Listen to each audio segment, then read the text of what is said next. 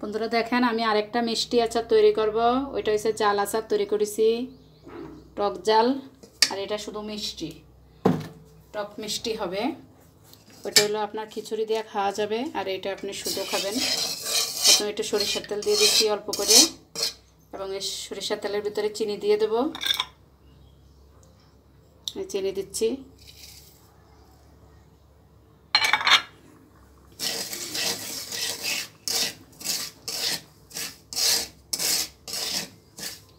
চিনিটা একদম গলে যাবে।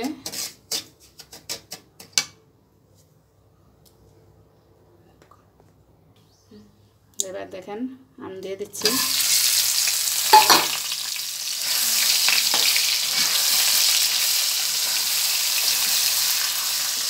এটা হবে সম্পূর্ণ মিষ্টি আচার, জাল টক মিষ্টি, তিনটেই হবে। এটা হলো তেলের আচার, এটা কোনো মিষ্টি ব্যবহার করিনি। আর এটার ভিতরে আপনার চিনি ব্যবহার করেছি, শুকনো জলের গুঁড়া ব্যবহার করব। আর এটার ভিতরে আপনার এটা হলো ভাজা মরিচের গুঁড়া ব্যবহার করব।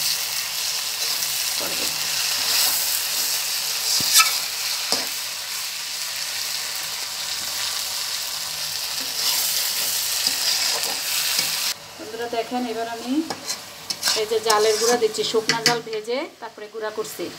আর আপনার পাঁচফোড়নের গুঁড়া দিচ্ছি, আর দইনের গুঁড়া দিচ্ছি। মিষ্টি আচারে এটা দিলে সেন্ট হবে।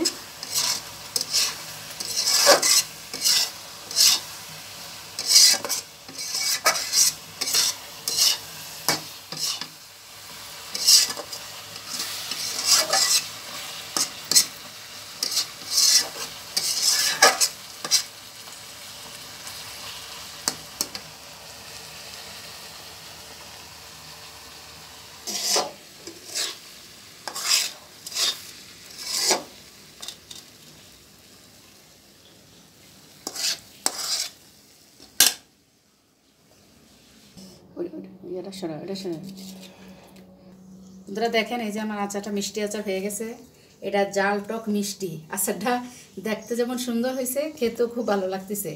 আমি একটু খেয়ে দেখছি, আচারটা খুব স্বাদ হয়েছে।